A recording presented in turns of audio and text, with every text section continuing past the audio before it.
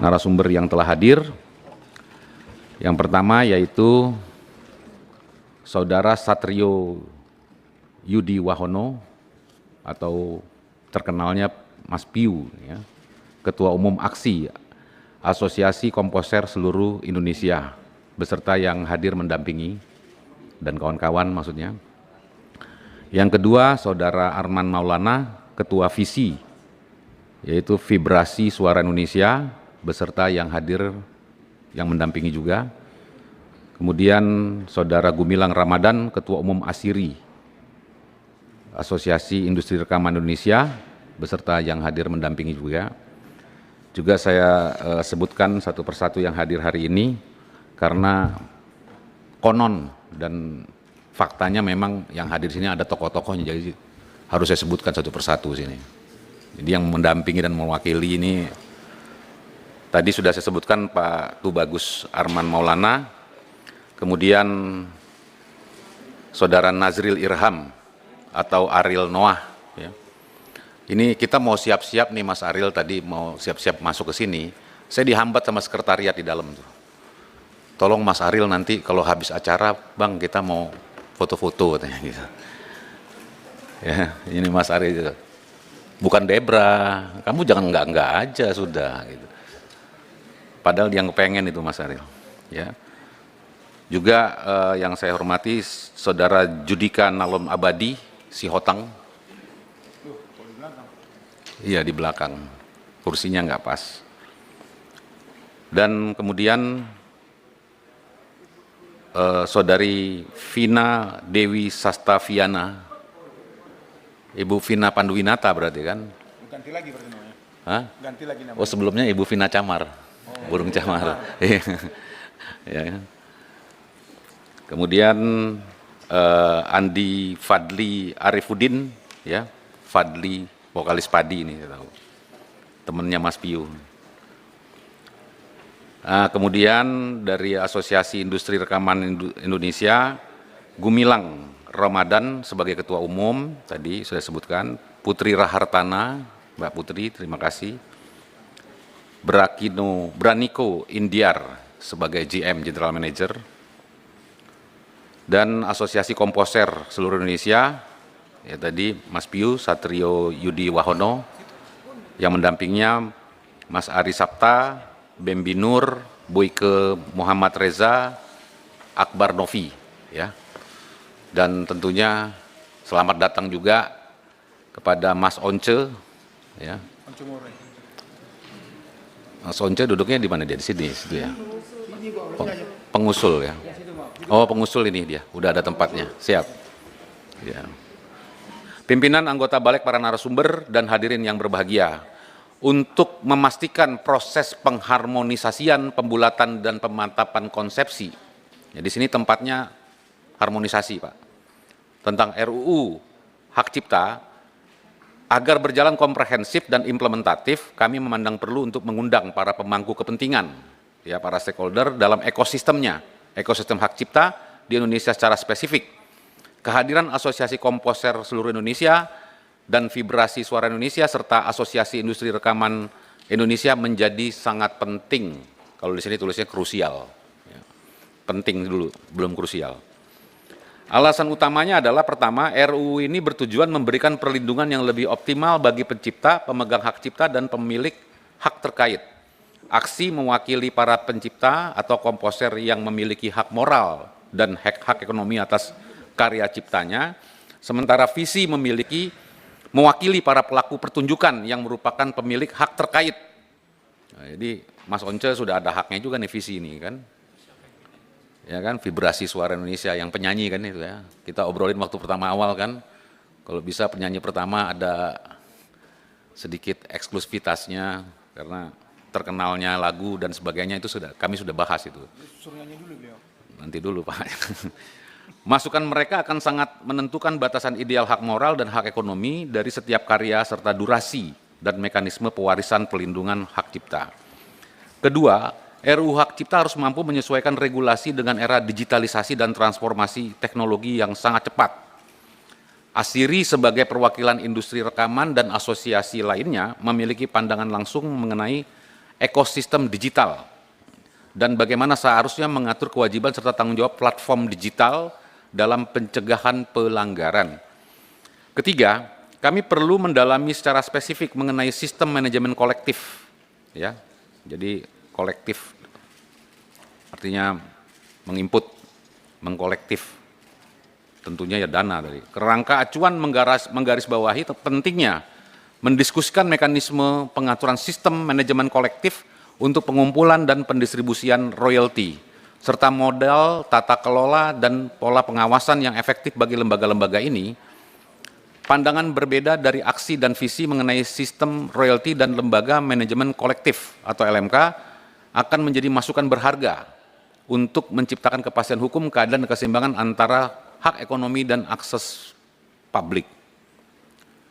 Jadi pandangan yang tentunya kita perlukan, adanya perbedaan-perbedaan nanti akan menjadi abstraksi, bertelur menjadi norma, norma bertelur menjadi bukan Mbak Norma Yunita, tapi norma materi muatan atau pasal-pasal, seperti itu.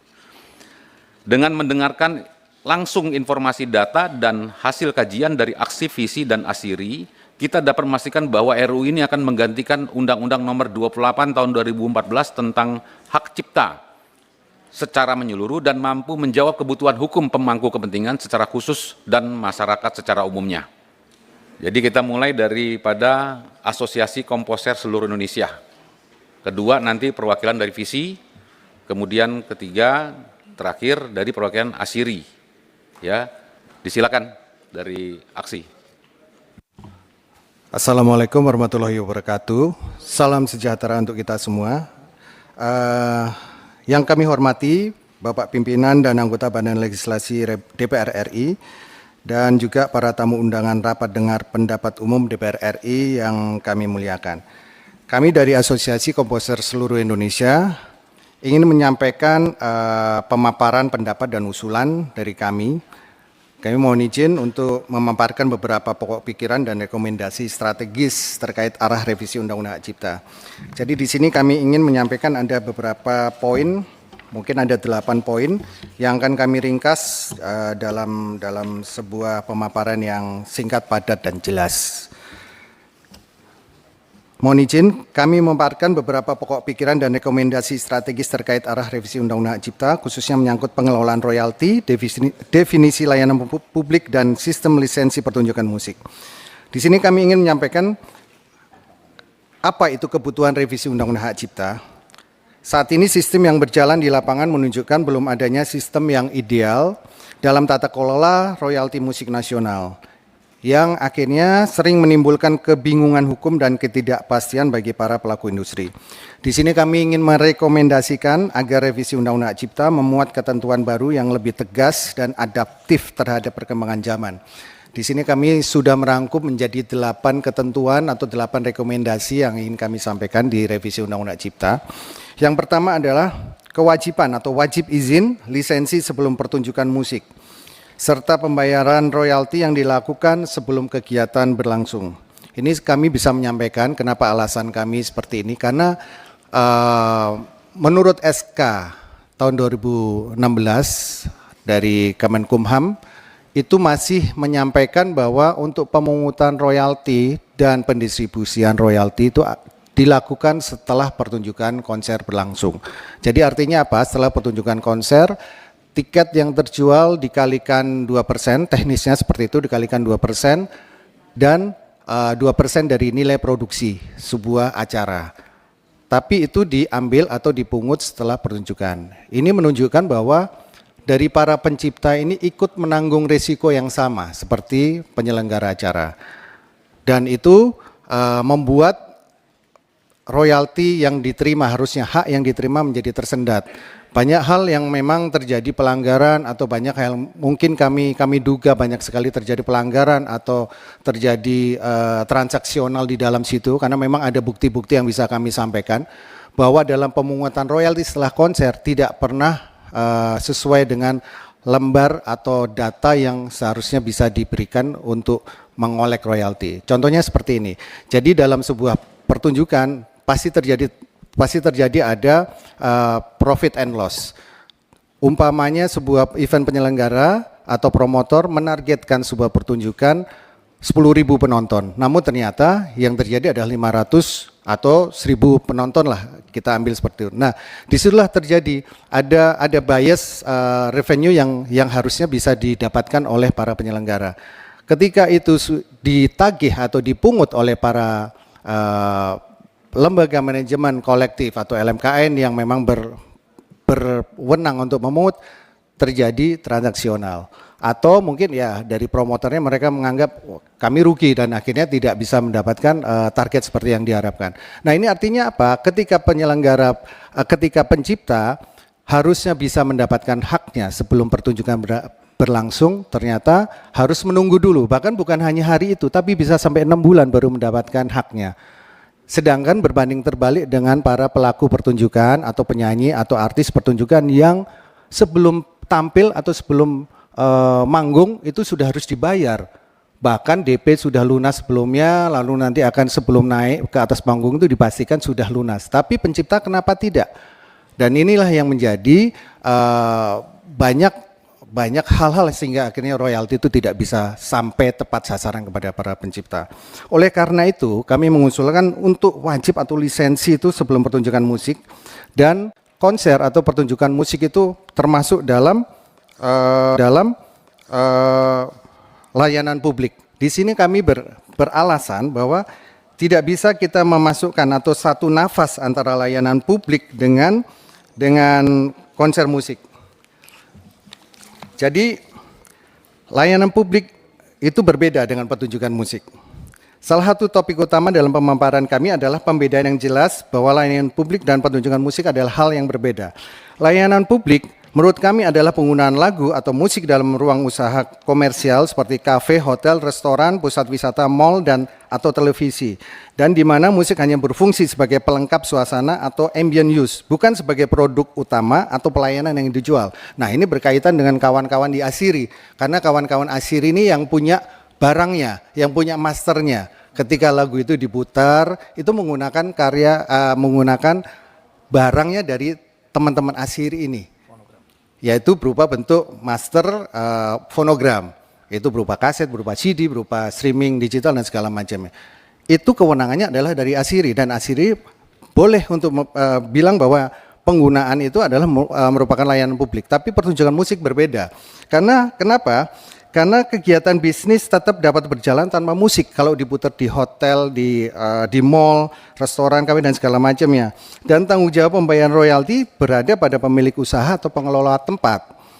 Sementara itu, kalau kita mengacu pada pertunjukan musik atau konser musik memiliki karakter yang berbeda. Di sini lagu menjadi komoditi utama. Artinya apa? Tanpa lagu ya tidak ada konser. Pasti orang datang ke konser pasti ingin mendengarkan lagu, dan lagu yang ditampilkan di dalam sebuah pertunjukan musik. Penonton membeli tiket untuk menikmati karya musik secara langsung, dan hubungan hukumnya berbentuk kontrak komersial antara penyelenggara dan pelaku pertunjukan, atau antara I.O. dengan artis penyanyi atau artis pelaku pertunjukan. Dalam konteks ini, hanya hak cipta yang dimanfaatkan, tidak ada pemanfaatan fonogram atau master atau lagu yang seperti yang dimiliki oleh kawan-kawan dari Asosiasi Industri Rekaman Republik Indonesia yang memiliki hak atas master tersebut. Jadi ini tidak bisa disamakan antara layanan publik dengan pertunjukan musik. Oleh karena itu kami ingin mengeluarkan pertunjukan musik dari layanan publik di dalam definisi Undang-Undang Hak Cipta nanti yang baru. Lalu yang ketiga, ini berkaitan juga dengan pertunjukan musik, ketentuan khusus mengenai mekanisme pertunjukan musik. Di sini kami ingin menyampaikan bahwa ada mekanisme pertunjukan musik. Jadi kita ingin ada satu sistem atau mekanisme yang harus dilakukan oleh para penyelenggara acara atau promotor ketika mengajukan izin penyelenggaraan acara. Jadi mereka harus memasukkan jadwal acaranya, tempatnya di mana, lokasi, venue dan segala macamnya, termasuk izin keramaian dan segala macamnya, dan juga izin lisensi atau izin penggunaan lagu.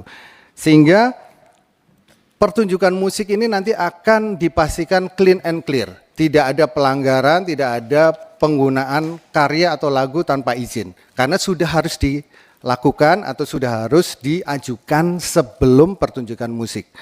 Sebenarnya simpel saja, karena ini sebenarnya yang sudah dilakukan oleh contoh-contoh atau benchmark yang dilakukan di luar negeri. Nanti kami akan menyampaikan juga beberapa contoh dari LMK luar negeri yang melakukan hal yang sama seperti usulan kami. Dan berkaitan dengan adanya penggunaan master atau fonogram yang diwakili oleh kawan-kawan dari Asiri, kita ingin menuju sistem hybrid yang berkeadilan. Jadi kita ingin mengajukan konsep hybrid system. Yang kami dorong di sini adalah sistem pengelolaan hak cipta yang memadukan dua pendekatan, yaitu blanket license untuk layanan publik untuk menggunakan lagu-lagu fonogram yang menggunakan master atau lagu yang dimiliki oleh pemilik hak terkait atau pemilik master, itu untuk layanan publik dan bisa menagihnya atau memungutnya bisa kolektif. Tapi direct license untuk pertunjukan musik lebih spesifik. Dalam artian direct license ini apa? Ketika satu penyelenggara acara ingin mengajukan izin seperti yang tadi saya sampaikan tadi, mereka bisa langsung membayarkannya kepada para pengguna para pencipta lagu atau pemilik hak cipta dari karya tersebut. Sistemnya akan sangat mudah sehingga akan menghilangkan beban-beban yang tidak perlu dalam hal ini, sehingga itu yang kami bisa sarankan. Kedua sistem ini berjalan berdampingan, saling melengkapi dan dikelola secara profesional dalam satu ekosistem hak cipta yang sehat dan berkeadilan. Tentu saja harus berbasis digital dan nanti akan membuat ini akan menjadi transparan, clean and clear.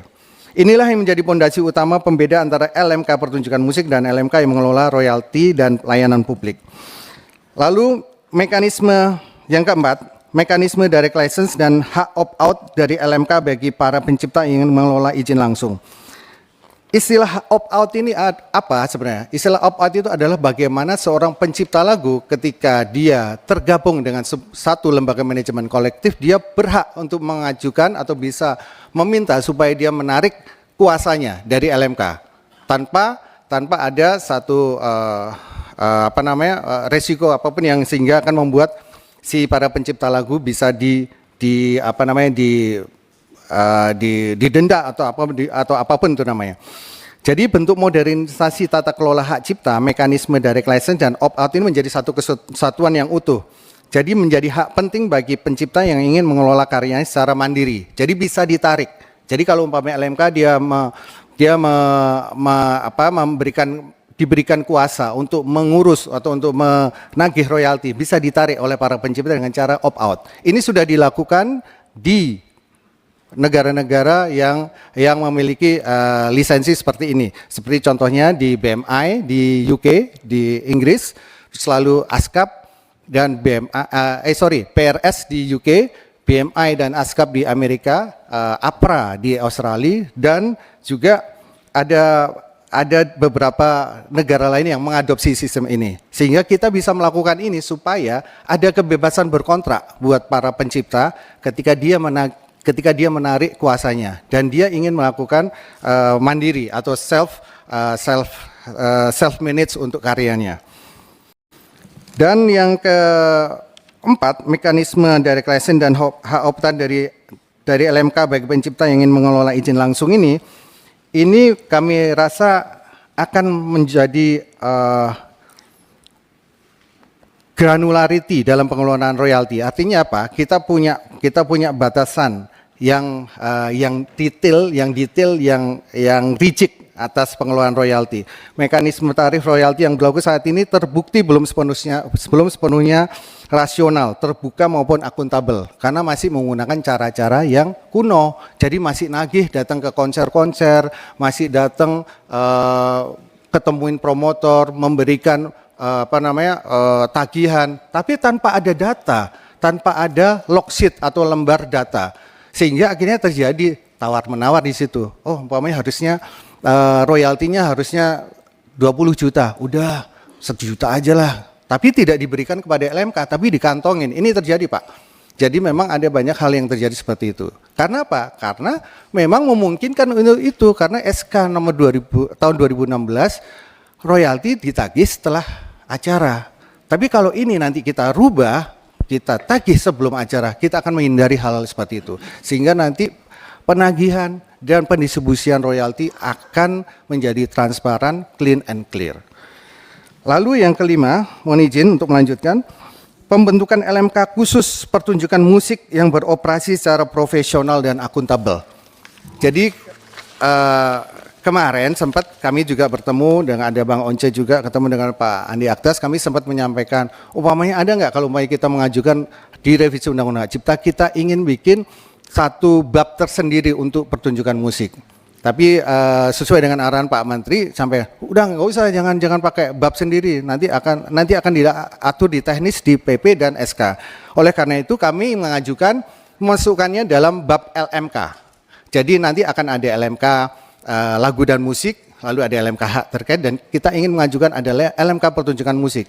Karena pertunjukan musik ini harus diatur tersendiri. Karena apa? Karena berkaitan dengan pembentukan lembaga manajemen kolektif pertunjukan musik ini, ketentuan ini yang menjadi pondasi utama pembeda antara LMK pertunjukan musik dan LMK yang mengelola royalti dari layanan publik. Supaya ada pembedanya antara pengelola LMK untuk lagu dan musik yang lebih menggunakan karya-karya dari kawan-kawan di Asiri, menggunakan master, dengan pertunjukan musik atau konser. LMK pertunjukan musik tidak bekerja dengan sistem kolektif pasif, melainkan berbasis direct license, di mana izin penggunaan lagu diberikan secara langsung, secara sah oleh pencipta atau pemegang hak cipta, melalui suatu sistem digital yang efektif, efisien, transparan, dan akuntabel. Sistem ini mendorong profesionalisme, transparansi, dan akuntabilitas, sekaligus memberikan kepastian hukum bagi penyelenggara konser dan pencipta lagu. Dengan demikian, revisi norma ini bukan hanya berdasarkan penyempurnaan teknis saja, tetapi juga penataan ulang sistem perizinan agar sesuai dengan karakteristik dan kebutuhan setiap bentuk pemanfaatan karya musik. Untuk yang keenam, kami ingin melanjutkan integrasi sistem digital berbasis digital subscription system untuk mengelola pembayaran royalti blanket license secara lebih efisien dan transparan. Ini sebenarnya kami mengusulkan usulan ini berkaitan dengan penggunaan karya fonogram yang dimiliki oleh kawan-kawan dari Asiri. Sehingga kita mengusulkan sekarang saatnya kita harus menggunakan digital subscription system. Supaya apa? Supaya semua bisa dikontrol dengan mudah dan tidak menyulitkan pengguna, tidak menyulitkan juga untuk LMK-nya sendiri ketika menikah. Jadi semua berdasarkan data yang nanti mungkin kalau ada waktu kita bisa menyampaikan paparan tentang hal ini lebih teknis lagi. Lalu yang ketujuh usulan dari kami adalah efisiensi jumlah LMK agar pengelolaan royalti lebih efisien, transparan, dan akuntabel. Mungkin tadi saya sudah sampaikan spill sedikit bahwa LMK mungkin ada LMK lagu dan musik yang berkaitan dengan pemungutan royalti di restoran, hotel, kafe, mal, dan tempat-tempat umum lainnya. Lalu ada LMK hak terkait yang berkaitan dengan pelaku pertunjukan, ada penyanyi, ada pemain bass, pemain gitar, sound engineer, semua bisa mendapatkan haknya di situ, yaitu LMK hak terkait. Dan LMK pertunjukan musik. Saya rasa tiga ini saja sudah cukup, sehingga bisa akan lebih memperingkas, membuat ini jadi efisiensi, transparan, dan akuntabel. Lalu yang kedelapan, mungkin ini buat kami ini adalah sebuah penambahan saja, karena terus terang buat kami yang di depan mata saja masih belum beres urusannya, tapi kenapa kok kita masih ngomongin di awang-awang, di cloud sana. Jadi kami juga ingin ikut juga berbagi pendapat tentang penambahan norma baru tentang AI dan pembajakan digital. Karena realitas teknologi saat ini sudah menembus batas modal hak cipta konvensional. Mohon izin, saya dulu termasuk juga adalah yang termasuk perumus untuk PP untuk lisensi digital musik. Dari tahun 2022 sampai hari ini belum disahkan, Pak Pimpinan. Jadi PP tentang itu sebenarnya mengatur tentang aturan perundang-undangan yang lebih mengatur tentang digital platform, keberadaan digital platform di Indonesia. Kita belum punya, sehingga kita tidak punya kedaulatan atas hak cipta ini di Indonesia. Dan waktu itu sudah kami sampaikan dan sudah sampai di Setnek, tapi menurut dari Setnek masih belum terlalu urgent hal ini. Tapi ternyata hari ini kita mengalami masalah atau mengalami dihadapkan dengan kemampuan teknologi, kecanggihan teknologi yang akhirnya membuat kita nanti takutnya kita akan ketinggalan, Bapak Pimpinan.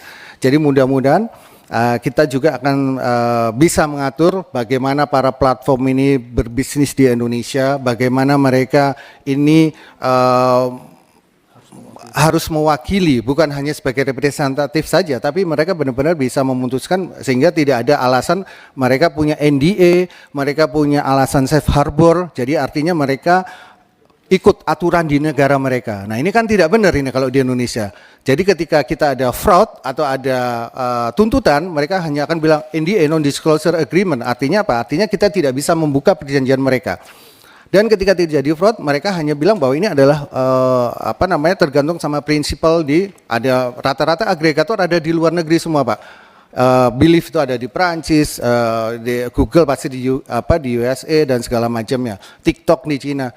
Tidak ada satupun mereka membuka kantor di sini sebagai prinsipalnya. Jadi ini benar-benar harus kita perhatikan bahwa kita perlu untuk bisa mengatur ini semua supaya kedaulatan kita bisa terjaga di sini, Pak. Oke, jadi kami di sini juga sudah menyiapkan matriks tim daftar inventarisasi masalah persandingan revisi Undang-Undang Nomor 28 Tahun 2014 tentang hak cipta dari kami yang disandingkan dengan usulan kemarin dari BKD, dan kami juga membandingkannya dengan existing undang-undang hak cipta yang ada, sehingga nanti mohon Bapak pimpinan dan anggota dari Balik bisa mempelajari ini. Kami tidak bisa menyampaikannya ini mungkin karena keterbatasan waktu. Kami nanti akan serahkan ini, termasuk dengan naskah akademik yang sudah kami persiapkan, yang sudah diawasin atau dibimbing oleh Profesor Agus Sarjono dan juga Dr. Fitri, ahli perundang-undangan. Demikian mungkin dari kami. Kami ingin menyampaikan sekali lagi yang lebih penekanan adalah bahwa kami ingin mendorong terjadinya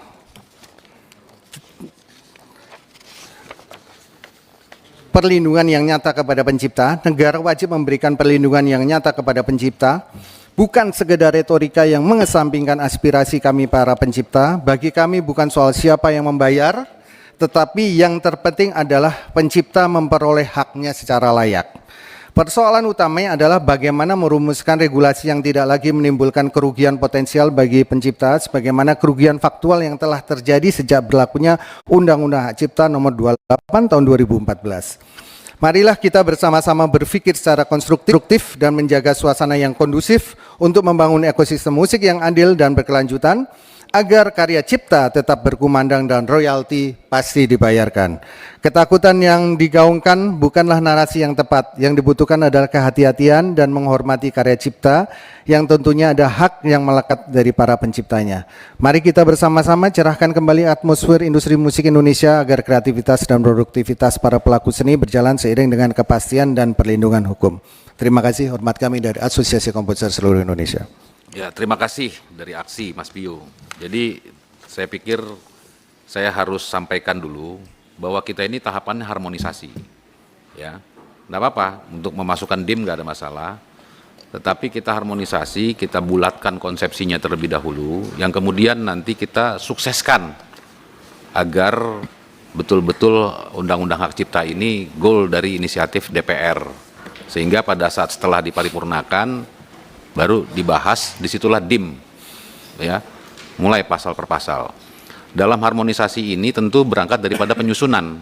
Saya pikir kita harus objektif melihat hal ini, tidak melihat kepada subjeknya, tidak melihat kepada peran-peran tertentu, tetapi melihat bahwa diperlukannya revisi Undang-Undang Hak Cipta ini akibat daripada kekosongan hukum.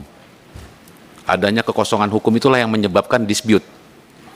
Gitu. Itu yang kita harus ciptakan hari ini untuk mengharmonisasi. Jadi harmonisasinya bukan hanya poin-poin daripada pasal-pasal, tetapi juga peran-peran yang para stakeholder nanti ini kita sama-sama mengharmonisasi dari kekosongan hukum yang ada, sehingga terbentuknya revisi undang-undang yang sah tentang hak cipta ini. Itu yang penting intinya, supaya visi kita sama, ya kan?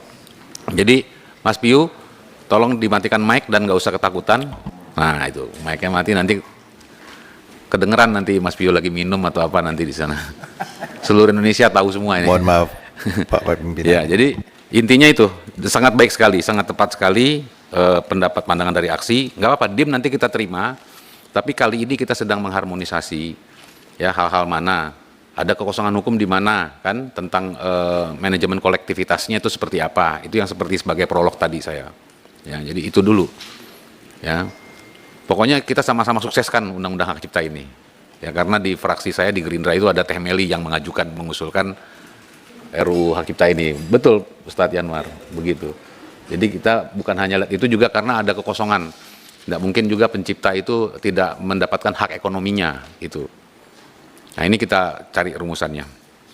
Nanti kita akan diskusikan lebih jauh lagi. Selanjutnya kami persilakan visi. Assalamualaikum warahmatullahi wabarakatuh. Salam sejahtera. Terima kasih kepada Bapak Pimpinan Badan Legislasi DPR RI beserta anggota. Berikut juga bapak-bapak dan ibu-ibu yang ada di ruangan sini, anggota DPR. Kami dari Visi, Vibrasi Suara Indonesia atau Asosiasi Penyanyi. Kami di sini hanya sedikit poin-poinnya, mungkin masukan atau apapun itu yang langsung kita rasakan sebagai penyanyi, terutama di performing rights, karena rights atau royalty itu banyak ya Pak ya, bukan hanya performing rights, ada mechanical rights, synchronization rights, ada performing rights, ada grand rights, ada print rights, ada apa satu lagi ya Rila? Jadi banyak gitu. Nah ini kita yang langsung kita para penyanyi yang memang terlibat langsung di lapangan. Jadi poin pertama, sejauh ini perbaikan tata kelola yang dilakukan oleh LMKN baru Pak, kan LMKN sudah baru ya Pak ya, kepengurusannya kalau tidak salah 2 bulan yang lalu, itu sudah mulai terlihat Pak.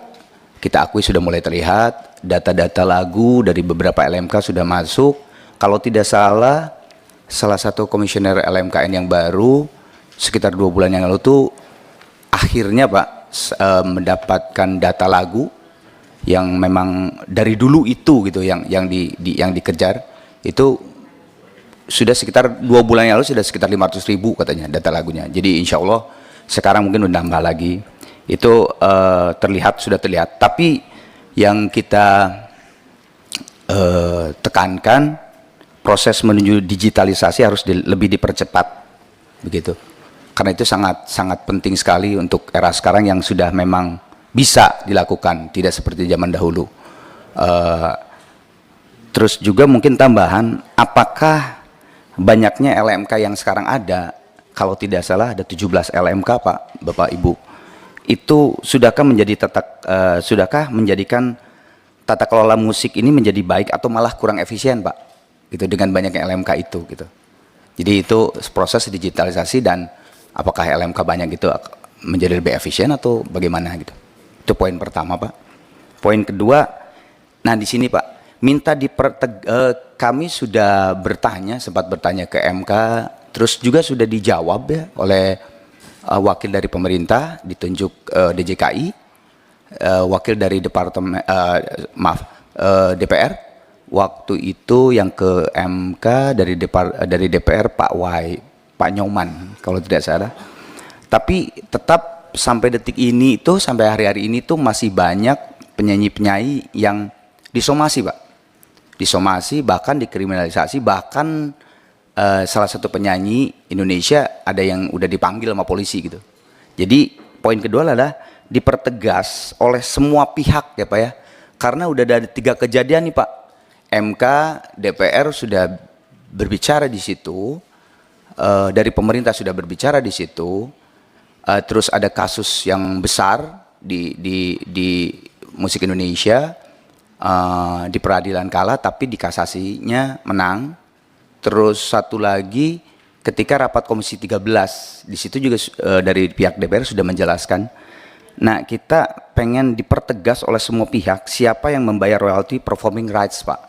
Karena sampai detik ini masih saja penyanyi-penyanyi yang kami tahu visi adalah penyanyi-penyanyi yang kita kenal, Pak, yang punya karya besar, yang memang secara image dia bagus gitu ya, besar. Kita tidak tahu penyanyi-penyanyi di daerah, Pak, dikriminalisasi. Jadi mohon dipertegas oleh semua pihak siapa yang membayar royalti performing rights itu gitu. Karena yang kami tahu di seluruh dunia tidak ada penyanyi yang membayar, Pak. Yang membayar itu adalah penyelenggara gitu. Tuh. Yang ketiga, ini masalah performing rights lagi, terutama termasuk konser performing rights ada beberapa, termasuk di konser izin tidak langsung, Pak. Bukan tidak izin atau tidak bayar, Pak. Ini hubungannya dengan pasal 23 ayat 5, Pak. Pasal 23 ayat 5 di Undang-Undang Revisi di Undang-Undang Hak Cipta, itu kan setiap orang dapat melakukan penggunaan secara komersial ciptaan dalam suatu pertunjukan tanpa meminta izin terlebih dahulu kepada pencipta dengan membayar imbalan kepada pencipta melalui lembaga manajemen kolektif atau LMK. Jadi izin tidak langsung itu yang kami tekankan. Kenapa? Karena performing rights itu unik, Pak, beda dengan rights yang lain. Kalau kayak mechanical yang tadi saya sebut synchronization itu kan memang harus. Kenapa unik? Karena performing rights itu bisa terjadi ketika kita sekarang di ruangan Badan Legislasi DPR RI, lagunya Mama Ina misalnya, Mbak Vina Pangunata, Murung Camar, itu bisa masif pada saat ini juga dari Sabang sampai mereka, ada yang bawain, ada yang nyanyiin, ada yang karaoke, terus juga berulang-ulang, terus juga dalam waktu bersamaan, Pak. Jadi disitulah kenapa performing rights berbeda dengan rights yang lain. Karena memang itu tadi sifatnya gitu, beda dengan mechanical dan sebagainya. Dari saya cukup segitu, Pak. Saya Arman sebagai Ketua Visi, mungkin ada tambahan dari Wakil Ketua saya, Ariel. Ada tambahan, Ariel? Ya, silakan. Oke, mungkin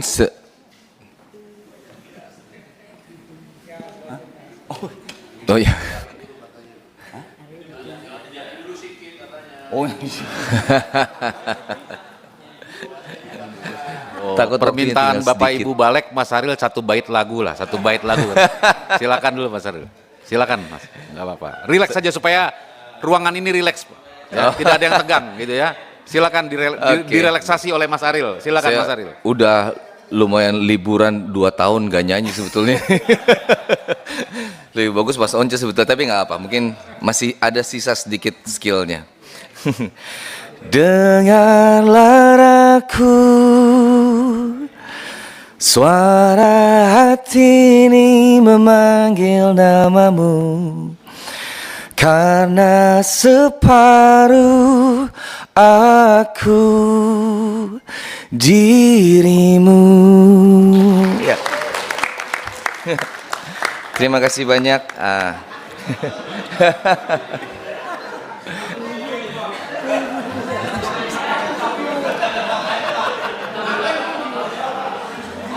Tadi apa yang kita masukin tadi kan? Oke, silakan. Sudah ya, rileksnya sudah ya. Nah, sekarang kita rileks lagi gitu. Silakan Mas Aril, lanjut. Sebenarnya hanya tambahan sedikit karena ada banyak informasi di publik yang beredar yang tidak jelas gitu. Jadi mungkin di sini bisa menjadi info tambahan karena itu kan melewati telinga kita sehingga kita juga bingung gitu. Karena apa yang membuat kita bingung kita harus sampaikan di sini. Satu tentang definisi direct licensing itu sepertinya ada bermacam-macam gitu yang kita dengar. Ada yang langsung bayar ke penciptanya, tarifnya juga ditentukan oleh penciptanya.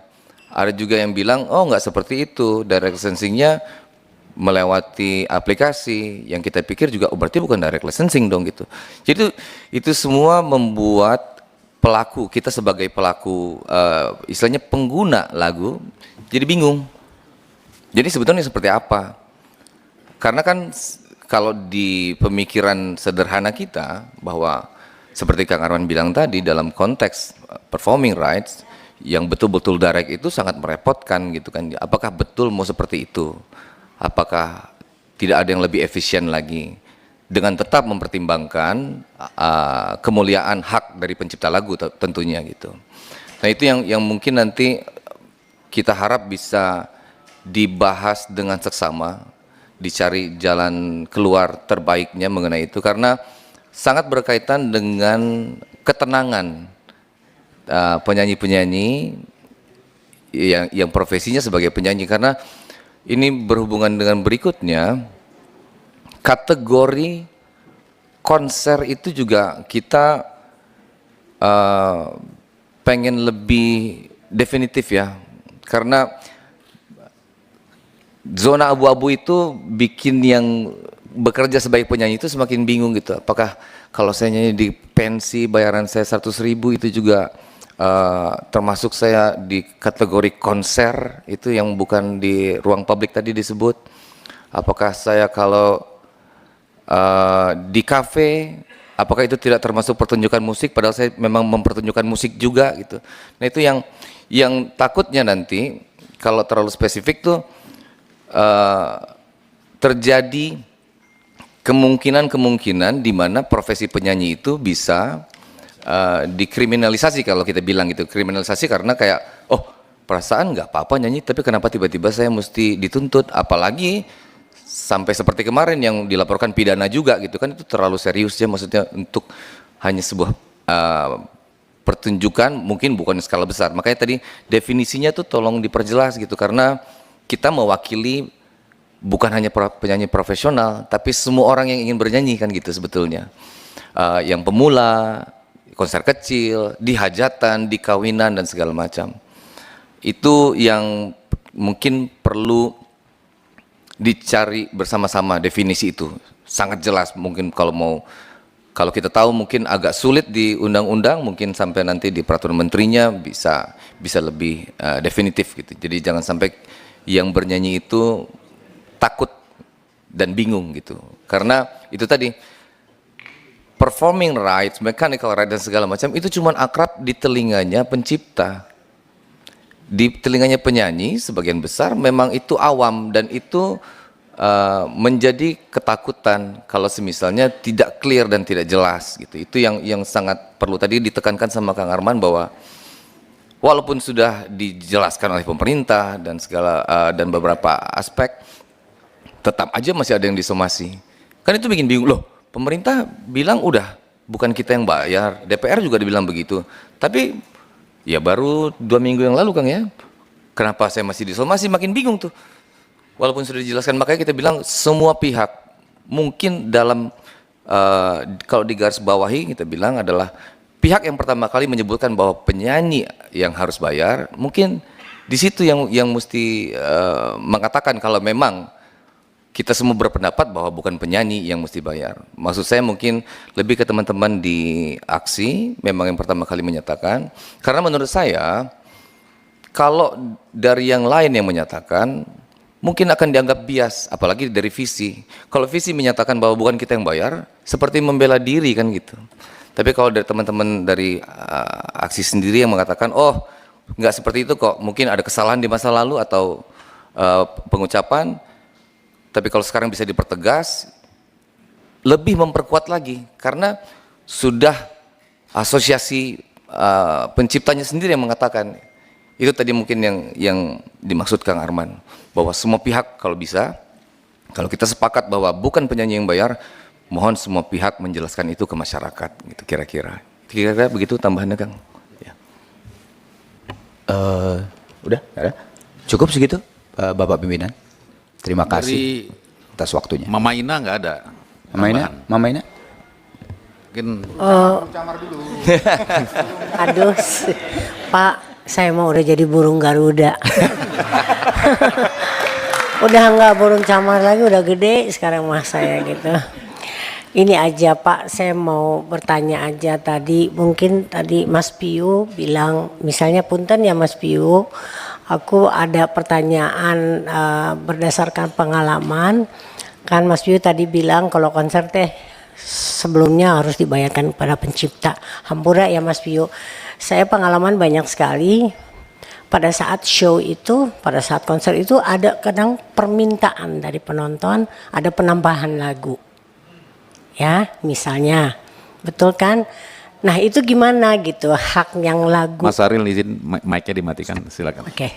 Kedengeran nafasnya ya. Oke, jadi itu gimana hak pencipta yang saya nyanyikan selanjutnya itu gimana gitu, maksud saya kan sayang ya, dia juga punya hak untuk mendapatkan haknya dia gitu. Jadi kalau menurut saya agak nggak masuk akal loh Mas Yu, punten. Maksud saya lebih adil jikalau misalnya seminggu sesudahnya gitu ya. Jadi perbaikan, jadi penambahannya gitu. Jadi baru dibayarkan. Jadi lagu-lagu yang kita nyanyiin ini, apalagi emak-emak ini ya Pak ya, sering banget nyanyinya melebihi dari list yang ada gitu.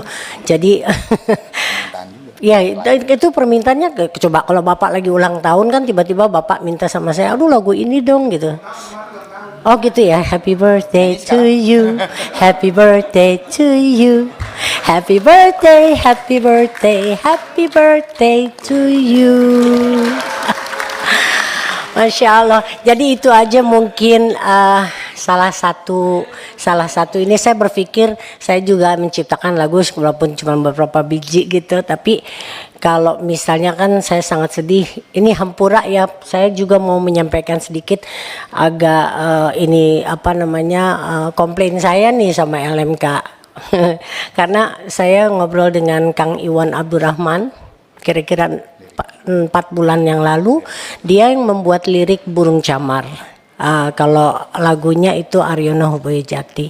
Saya teleponan sama beliau, saya tanya, Kang, udah dapat berapa nih dari lagu Burung Camar? Ih, saya mah nggak pernah ada 1 sen pun saya nerima. Saya nangis denger itu Pak. Saya betul-betul marah, saya bilang aduh mestinya banyak sekali, karena ini bibir saya sampai doer juga sering banget nyanyi lagu Burung Camar gitu kan. Udah ribuan kali, saya sedih banget dengernya. Si Bapak.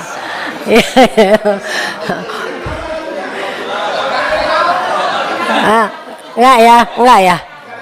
Enggak ada yang tahu lagunya. Masya Allah, pakai bayar enggak nih? Ya jadi gitu aja, saya tuh sedih ya, ternyata memang itu. Jadi kalau saya melihat bahwa mungkin sahabat-sahabat saya, adik-adik saya, saudara-saudara saya, pencipta lagu banyak juga mendapatkan ketidakadilan dalam hal ini, saya juga sedih banget. Karena itu saya dengar dari Kang Iwan, ternyata 1 sen pun beliau tidak pernah mendapatkan, padahal saya udah ribuan kali menyanyikan lagu itu. Dan saya sangat paham apa yang dirasakan oleh para pencipta saudara-saudara saya ini. Dan saya yakin bapak-bapak, ibu-ibu semua di sini bisa membantu untuk merevisi, misalnya ada suatu hal yang harus direvisi dalam undang-undang. Saya yakin bapak-bapak, ibu-ibu bisa melakukan untuk kesejahteraan semua pihak. Itu jadi Burung Camarnya jadi nyanyi. Bener ya, bayar ya Pak. Oke. Ke Kang Iwan. Teleponnya tapi bayarnya ke Kang Iwan ya. Oke. Burung camar tinggi melayang bersautan di balik awan, membawa angan-anganku jauh meniti bui, lalu hilang jauh di lautan.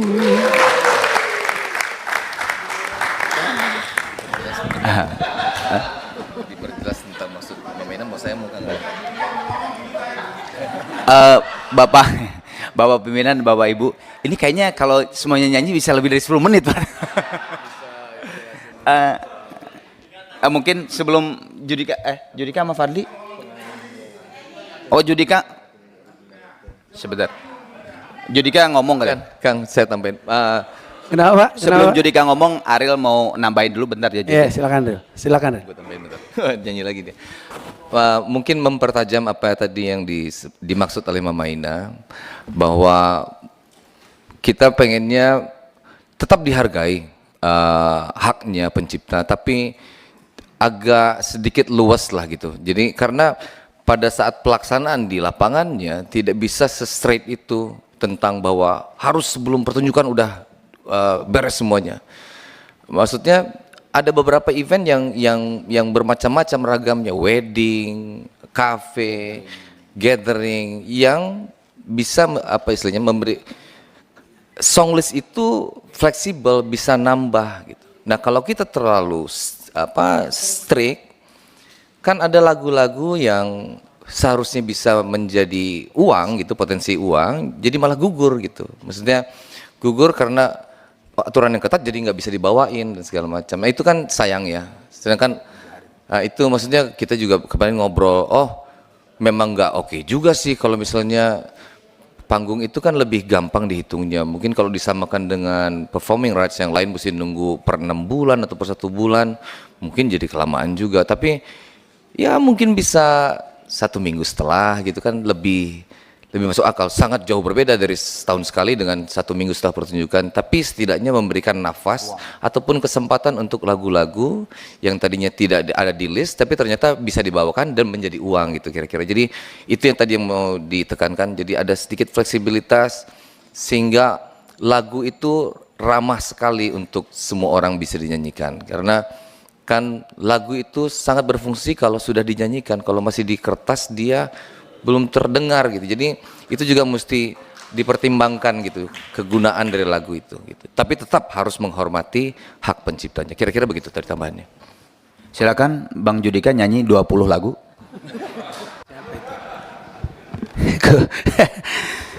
Jadi nyanyi ini. Lagu Batak saya enggak, jangan nanti disomasi lagi saya lagu Batak. Ya sebelum nanti mungkin kalau diminta nyanyi bolehlah, tapi lagu saya sendiri ya. Sebelum aturannya jelas. Terima kasih pimpinan ya yang sudah mengajak kita ke sini. Sebenarnya saya mau kasih tahu dari awal permasalahan ini ada, saya udah bilang ini tempatnya sebenarnya. Harus sama-sama diskusi bukan debat-debat karena ini masalah kita bersama.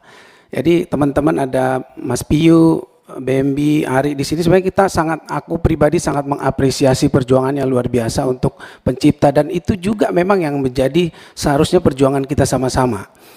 Dan di mana pengelolaan ini belum maksimal, belum beres dan memang harus dibereskan dengan revisi undang-undang ini. Tapi ketika itu menjadi kita yang bersalah, nah di sini terjadi gapnya gitu. Makanya kita perlu memberikan suara kita untuk masalah ini. Buat informasi aja Pak, saya menciptakan lagu sendiri banyak.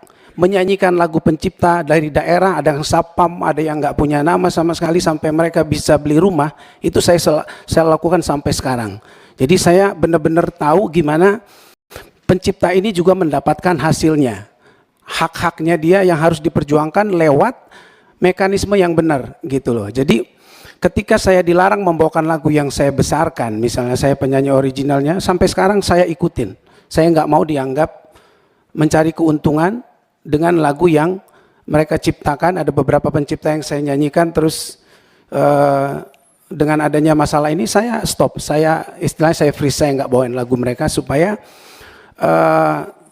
ya saya nggak dianggap cari untung. Tapi bukan itu sebenarnya, masalahnya ini ada di pengelolaan hak cipta ini, bagaimana mengelolanya, mengkolek, mengatur sistemnya sampai benar-benar ke pencipta. Itu yang seharusnya kita sama-sama dorong supaya benar-benar dikawal sampai nyampe semua hak-hak ini gitu. Jadi sekali lagi memang banyak sekali, saya juga sebenarnya saya nggak keluarin aja, banyak somasi-somasi yang masuk ke saya juga, tapi saya hadapi aja karena biarin aja itu menjadi hal pembelajaran juga buat kita. Karena apa? Kalau izin ini terlalu susah Pak, nanti belum lahir lagunya udah susah kita gedeinnya gitu. Artinya kalau saya sebagai pencipta lagu, tujuan saya adalah lagu itu dikenal. Begitu lagu ini terkenal dan mempunyai hak ekonomi, saya kejar hak-hak saya. Hak ekonominya, hak moralnya nggak boleh terganggu. Tapi kalau izin ini harus dengan seketat itu, harus dengan license yang benar-benar sebelum dan tidak bisa kalau sebelum ini. Mungkin untuk hal-hal kayak konser yang lama persiapannya boleh aja. Tapi kayak tadi Mama Ina bilang, saya sering banget ada cara gathering ulang tahun di request saat itu juga. Kalau kita kalau harus telepon dulu sama penciptanya, kapan lagunya dibawa, dan sebenarnya kan itu kalau kita pedagang lagu rugi, lagunya tidak dibawakan. Ketika penyanyi membawakan lagu sebenarnya dia sedang berdagang lagu-lagu itu. Karena memang yang bayar dengan persepsi undang-undang yang kita tahu itu penyelenggara. Ketika kita bawakan, dia harus mendapatkan hak ekonominya. Itu yang harus dibuat regulasinya sama teman-teman semua yang ada di sini, dan kita tidak bertentangan sebenarnya secara itu. Tapi kalau kita kemarin dibilang maling, nah ini yang kita nggak mau, Pak. Nggak mau lagi dengan revisi undang-undang ini kita menyanyikan lagu teman kita yang tadinya teman, kita jadi penjahat tiba-tiba. Jadi saya juga punya lagu yang orang minta izin sama saya nggak bisa kelola sendiri. Karena saya juga, ya gimana satu Indonesia saya mau izinin satu-satu, akhirnya nggak kepake lagu saya. Nanti kalau saya bilang free aja bawain juga saya salah, seperti orang tidak mendukung teman-teman yang berjuang untuk hak cipta. Jadi menurut saya yang paling penting adalah regulasi mekanismenya di undang-undang itu benar-benar dibikin semuanya dikawal sampai semuanya aman, semuanya suka, dan memang itu yang terbaik. Itu aja, Pak. Terima kasih. Lagu saya itu lagu galau semua, Pak. Tak pernahkah kau sadari, akulah yang kau sakiti. Engkau pergi dengan janjimu yang telah kau ingkari. Oh Tuhan, tolonglah aku, hapuskan rasa cintaku. Aku pun ingin bahagia walau tak bersama dia. Ini kalau dengar suaranya dianya LMKN kayaknya ini. Saya pencipta nyanyi gini aja saya seneng, Pak, kalau semua happy gitu, Pak. Apalagi saya dapat hak ekonomi saya, kan pasti lebih bagus, Pak.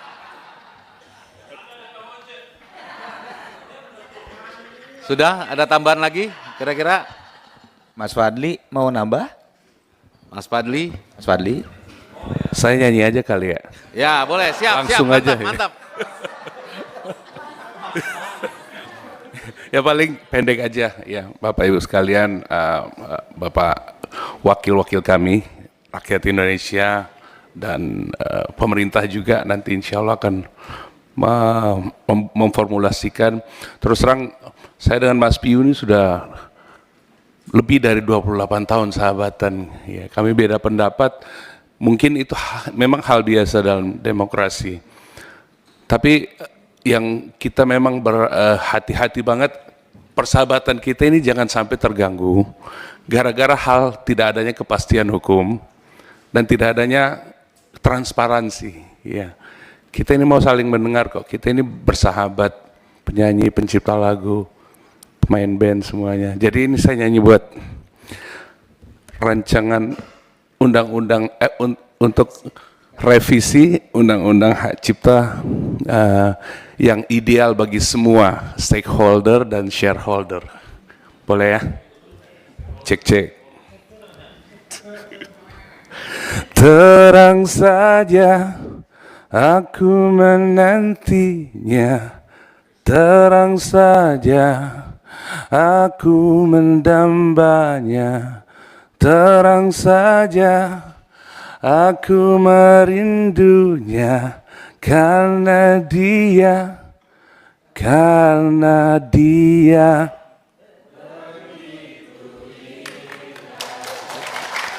Terima kasih.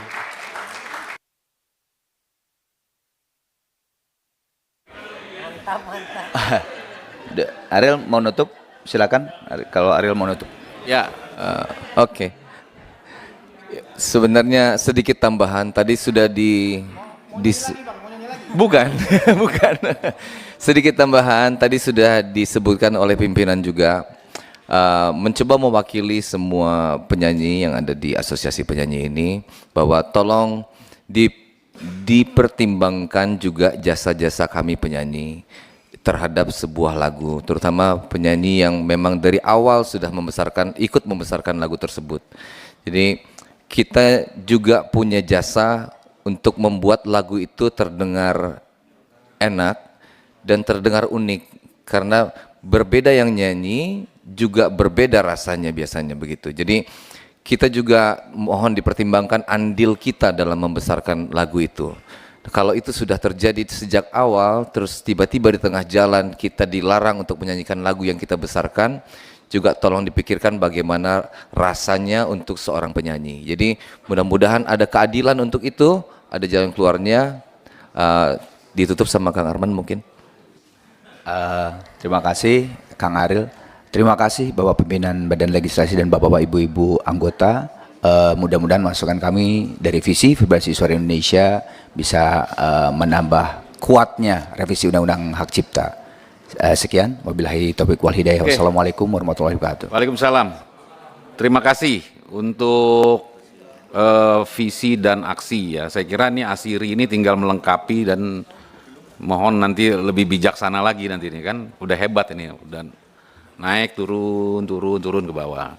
Jadi saudara-saudara sekalian narasumber dan kita semua anggota keluarga besar Balek harus kita sadari Pak ya, bahwa adanya peristiwa hukum terkait dengan dispute ya antara penyanyi dengan pencipta ya.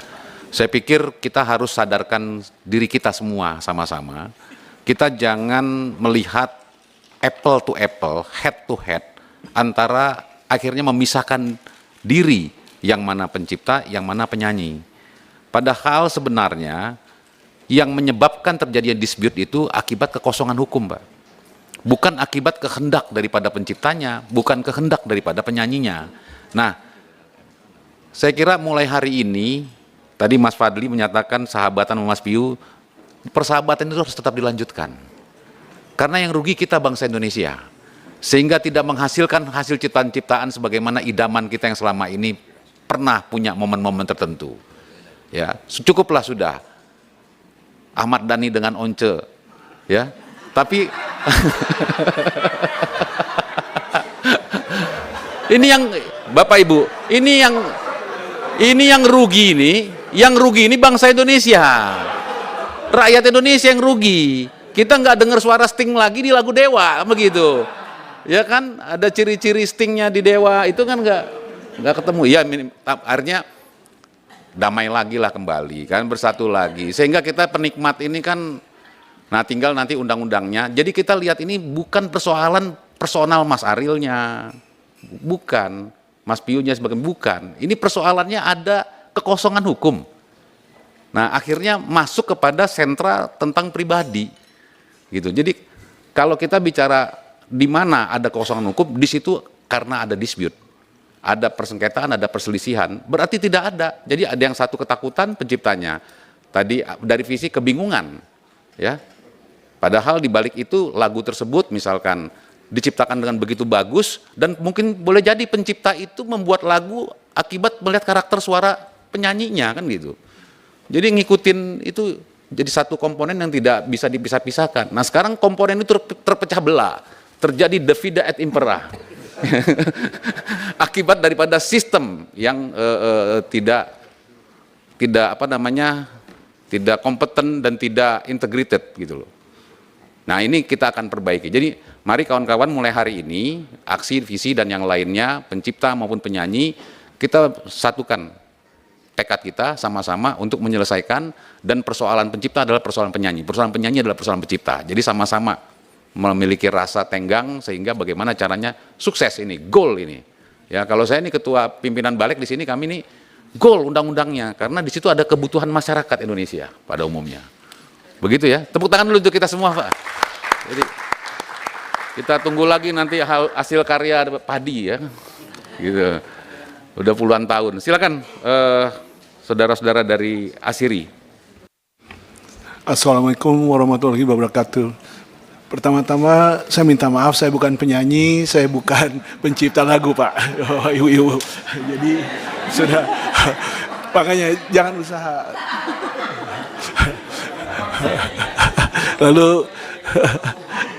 Lalu kedua soal industri rekaman tadi sudah dibahas sama Saudara Piu. Jadi kayaknya saya tinggal makan dan pulang aja nih kayaknya. Jadi terima kasih atas kesempatannya.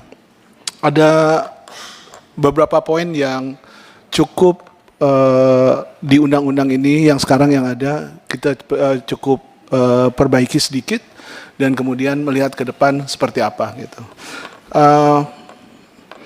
Nomor satu adalah kita di undang-undang ini, recording ini, rekaman ini, hak komersilnya hanya 50 tahun. Sedangkan kalau pencipta itu dilindungi setelah meninggal 70 tahun. Jadi yang kami mohon adalah supaya bisa dikomersilkan sama dengan pencipta 70 tahun. Itu saja satu. Yang sekarang di undang-undang sekarang hanya 50 tahun. Kedua, soal royalti tadi. Royalti ini sebetulnya ada dua hal yang kita harus perbaiki di undang-undang. Karena kalau royalti itu misalnya dari perusahaan rekaman, kontrak dengan artis atau kontrak dengan pencipta, itu kita membayarkan royalti. Tapi pas udah ada di publik, di restoran, di karaoke, itu adalah remunerasi. Itu adalah second use. Nah, itu juga di undang-undang belum ada ketentuan itu. Sehingga definisi itu harus berubah sehingga karena yang biasanya yang royalti itu ada first use. Misalnya dari kita dimasukkan ke Spotify, ke YouTube atau kemanapun, itu ada pertama kali. Jadi kita berhak membayar royalti kepada artis atau pencipta. Tapi remunerasi adalah itu yang second use yang sudah ada di publik. Itu kedua. Ketiga adalah soal AI.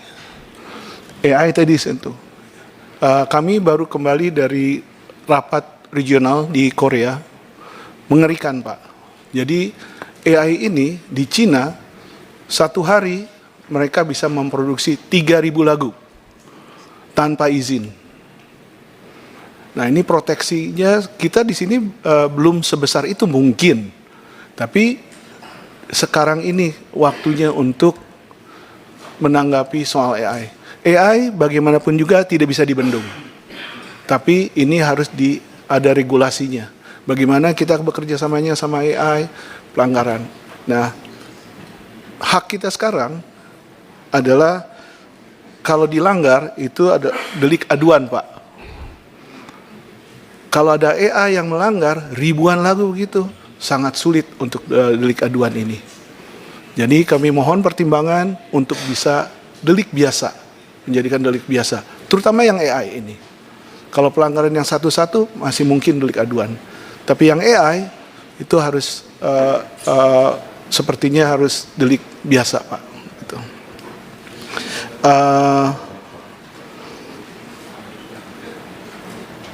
Itu yang utama kami bawa banyak, Pak, tebal, tapi terlalu tebal karena waktu juga yang kita harus. Tapi itu utama. Nanti diserahkan ke kita nggak, Pak? Betul, kami akan serahkan, Pak. Saya rasa itu yang utamanya, Pak, dari kami. Terima kasih, Bapak pimpinan. Teman yang lain cukup? Cukup ya? Oke. Silakan Mas Once sebagai bagian daripada pengusul, ya, menyampaikan pandangannya terhadap diskusi kita, baik dari narasumber maupun dari anggota balik. Silakan. Assalamualaikum warahmatullahi wabarakatuh. Terima kasih pimpinan dan rekan-rekan anggota balik yang kami banggakan. Juga saya senang kita bisa bertemu dengan teman-teman musisi dalam posisi-posisi yang berbeda-beda nih. Bahkan yang lebih ajaib adalah tadi itu, Mas Piu dan Fadli bisa berbeda, tapi mereka beruntung masih bisa bermain bersama nih. Satu-satunya di dunia. Atau mungkin ada deal-deal cantik ya. Tapi yang jelas kita berharap memang hubungan pertemanan tetap terawat, tetap ada. Juga Mas Gumi dari Asiri. Jadi rekan-rekan ini semua teman-teman saya, Pak. Kita semua hari ini kemudian ada dalam kubu yang berbeda-beda, tapi saya percaya tidak meninggalkan nilai persahabatan kita semua. Tadi seperti banyak sudah disampaikan, kita harus mencapai satu titik temu ya dalam rancangan undang-undang hak cipta yang baru ini. Saya kira ada satu kata yang paling penting, yaitu keseimbangan. Keseimbangan untuk pencipta, untuk pelaku pertunjukan, penyanyi, dan juga pemilik master. Nah, ini pemilik master diwakili oleh rekan-rekan dari ASIRI, Asosiasi Industri Rekaman. Keseimbangan ini dan juga keseimbangan antara khususnya pencipta dan masyarakat. Artinya masyarakat mesti punya akses terhadap ciptaan itu. Itu sudah ada dalam undang-undang kita. Bukan hanya undang-undang, Pak. Tapi itu ada dalam undang-undang dasar kita. Bahwa setiap bagian dari masyarakat punya hak untuk juga menikmati dan bahkan mengembangkan karya seni. Tapi itu kan harus atas dasar aturan-aturan yang tidak menafikan atau tidak menihilkan, tidak mentiadakan hak dan keistimewaan kemuliaan dari hak pencipta ya. Itu yang harus kita pikirkan. Sebetulnya itu bukan masalah yang ini Pak, bukan masalah yang unik juga di Indonesia. Dari peradaban lebih modern, mereka selalu mencoba supaya hak dari pencipta ini seimbang dengan hak masyarakat untuk mengakses ciptaan. Itu yang menjadi kunci dari ini semua. Pak, mungkin dalam kesempatan ini bolehlah kita sampaikan sedikit sistem yang kita bicarakan, LMK dan LMKN ini Pak, ini bukan hal yang baru sebetulnya. Ini di luar negeri sudah lama dikenal, Collective Management Organization atau CMO. Nah di luar negeri, ini bahkan sudah dimulai di tahun sedikitnya paling ya, dalam catatan sejarah tuh dari tahun 1851. Memang saat itu belum dalam konteks musik, masih dalam konteks maksudnya sudah dalam konteks musik tapi belum dalam konteks rekaman karena saat itu belum ada rekaman. Waktu itu ada orang nih pencipta makan di restoran Pak di Prancis, namanya restorannya Le Ambassadeur, apalah bahasa Prancis saya kurang tahu. Dia makan di restoran itu di tahun 1849, kemudian ditagih makanan oleh waiter, bayar dong Pak gitu. Dia bilang, tunggu dulu, saya nggak mau bayar. Kenapa Pak nggak mau bayar? Anda tiap hari mainkan lagu di sini. Mungkin zaman tahun 1850 itu pakai biola, piano, nyanyi. Jadi. Tapi nggak ada tuh yang menghargai karya saya tuh. Saya nggak mau bayar makanan. Nah itulah yang menjadi sejarah. Kemudian diciptakanlah satu sistem untuk menghargai pencipta. Jadi dalam sejarah kebudayaan manusia, memang manusia menikmati musik itu Pak, sebagai bagian dari kesehariannya. Mereka menikmati kekayaan musik. Bahkan masyarakat pun mungkin tahu penciptanya Mas Piyu, kan penciptanya Mas Ari, ya. Dalam masyarakat kita katakan masih tanda kutip primitif gitu ya. Tapi mereka menyanyikan saja, gitu. Tanpa sadar bahwa sebenarnya ada hak yang harus diberikan kepada para pencipta. Baru dari tahun itu kemudian mereka membuat satu sistem yang namanya CMO ini. Di Prancis dimulai, 1851, itu pun setelah keputusan pengadilan. Suatu hari saat yang bersejarah. Kemudian di Amerika, ini sudah dimulai di tahun 1914. Ada yang namanya ASCAP, Asosiasi Komposer Amerika. 1914. Kemudian ada pesaingnya di Amerika namanya BMI. 1938. Di Inggris juga ada, di Jepang juga ada. Di semua ya, sistemnya kolektif. Jadi kita kemudian mengadopsi itu relatif baru sekali, baru tahun ini ya 2014 punya landasan hukum. Meskipun sistem ini sudah dimulai dari tahun 1990 awal oleh khususnya Mas Chandra, kemudian Bung Enteng Tanamal.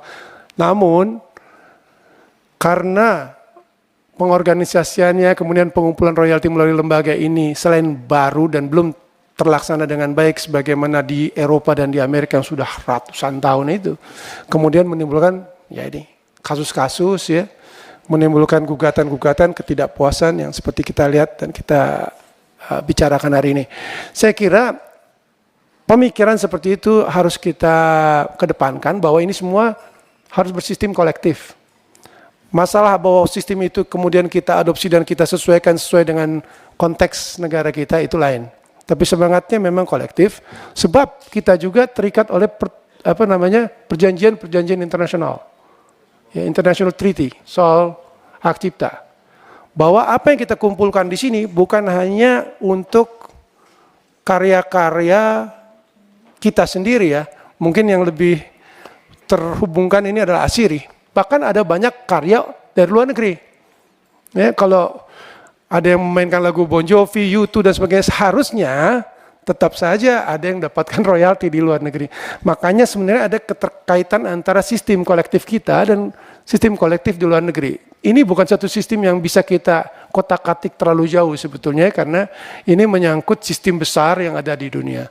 Kemudian yang menjadi kekurangan sebetulnya adalah tadi yang sudah disampaikan juga, bahwa dalam sistem kolektif yang kita miliki, yaitu ada dua lembaga di situ, LMK dan LMKN ini, pola hubungan ini harus dibenerin. Jadi pola hubungan siapa yang bertanggung jawab kepada siapa. LMKN sebagai lembaga yang harusnya menjadi pengawas daripada LMK, yang saat ini ada 17 LMK atau 16, terlalu banyak. Tadi benar sekali Mas Piyu sudah menggarisbawahi perlunya penyederhanaan. Tadi kalau nggak salah berapa, 3 atau berapa?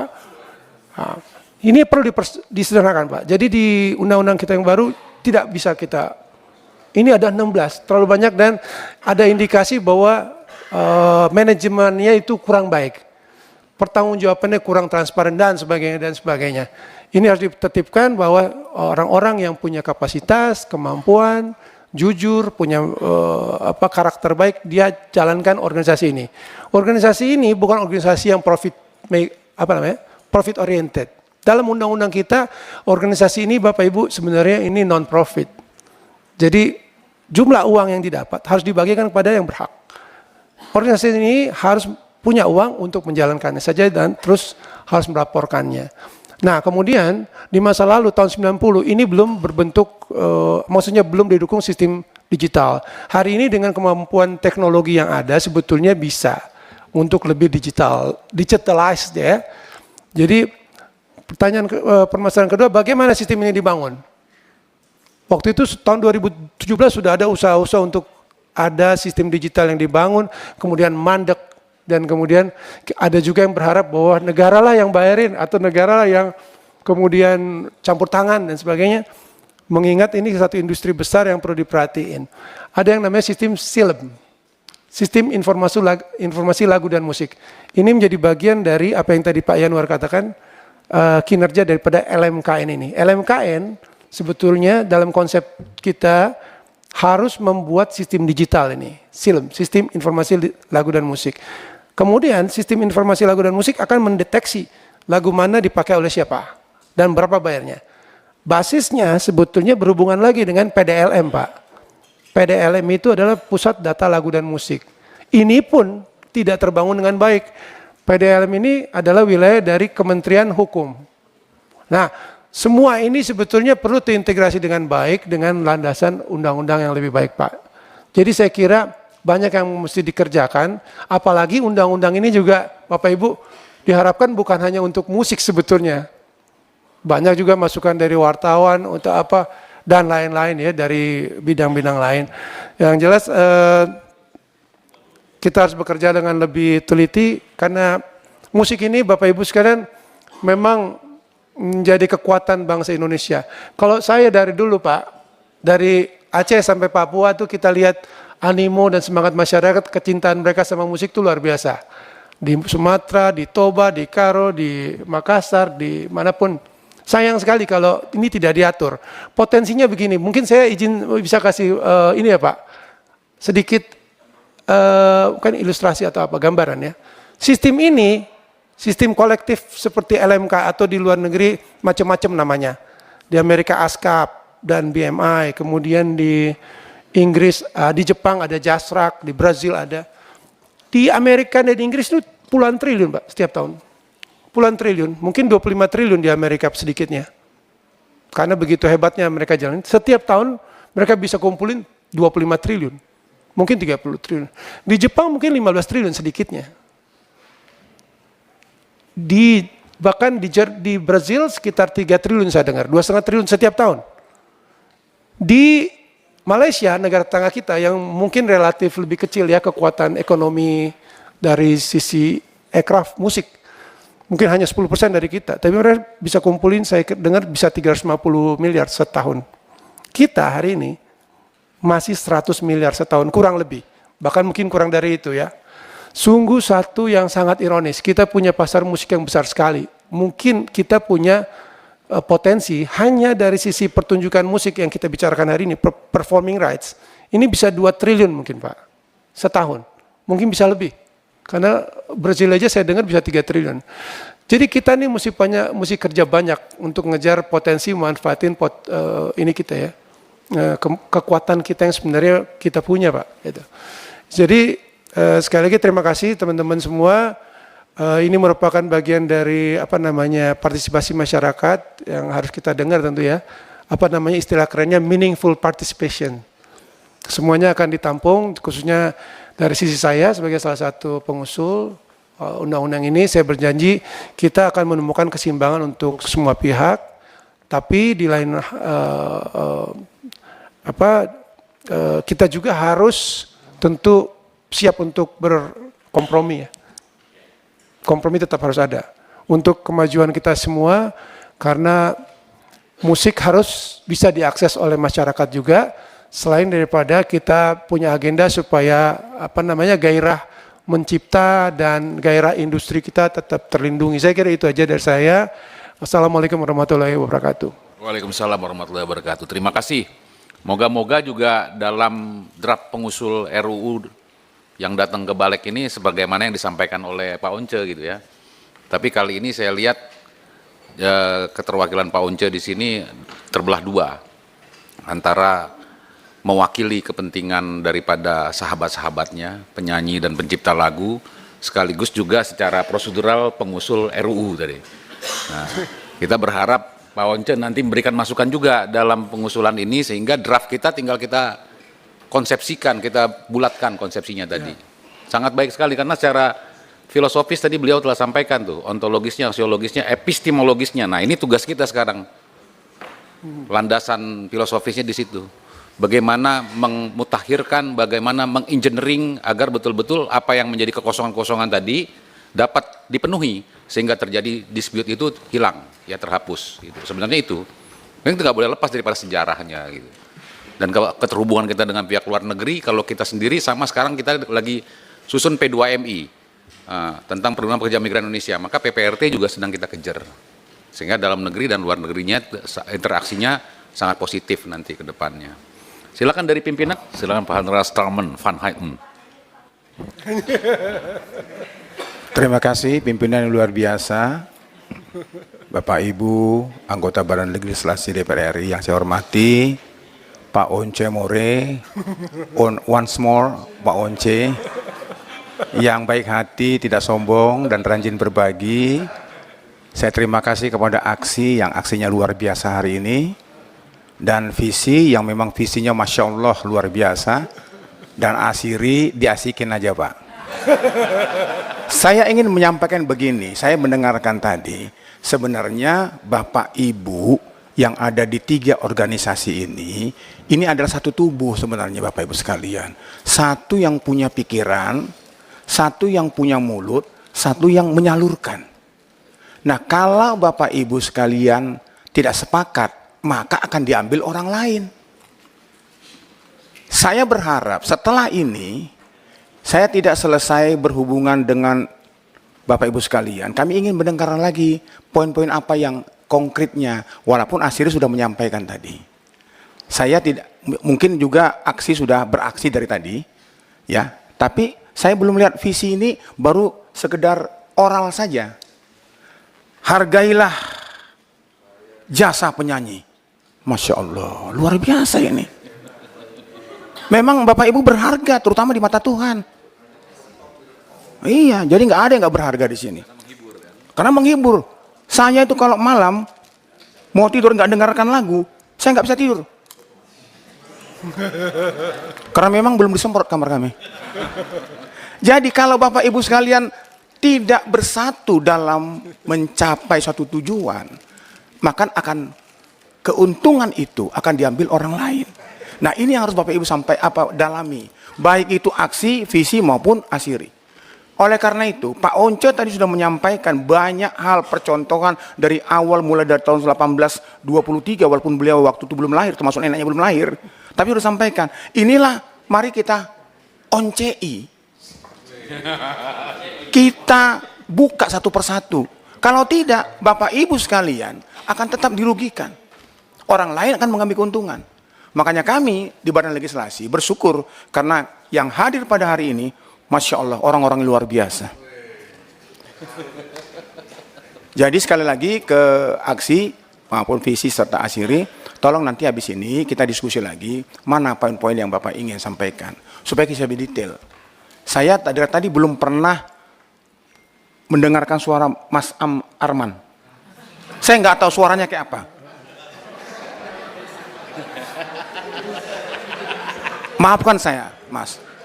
Saya belum pernah lihat show Mas langsung. Tapi hari ini saya Masya Allah beruntung sekali bisa ketemu tatap muka dengan orang yang luar biasa.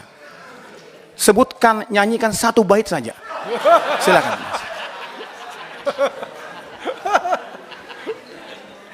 Dari tadi saya udah bahagia Pak nggak nyanyi. Ternyata kena juga terakhir. Jadi nyanyi nih Pak ya. Bismillah. Kau bawa diriku ke dalam hidupmu, kau basuh diriku dengan rasa sayang, senyummu juga sedihmu adalah hidupku, kau sentuh cintaku dengan lembut, dengan sejuta warna. Ada kata-kata cinta. Saya heran kalau Bapak Ibu dari 3 organisasi ini tidak saling bencana dalam mencapai satu tujuan. Betapa bubarnya kita ini. Jadi mohon setelah ini nanti pimpinan dan seluruh anggota, saya ingin tidak selesai di sini Bang Once, karena beliau ini sebagai pengusul. Saya berharap Bapak Ibu sekalian yang berkecimpung di dunia itu, biarlah bersatu dan tidak ada organisasi lain yang mendapat keuntungan dari kebingungan-kebingungan yang ada sekarang ini. Apalagi sampai Mas Biu yang berteman dengan Mas siapa di belakang sana? Mas Fadli.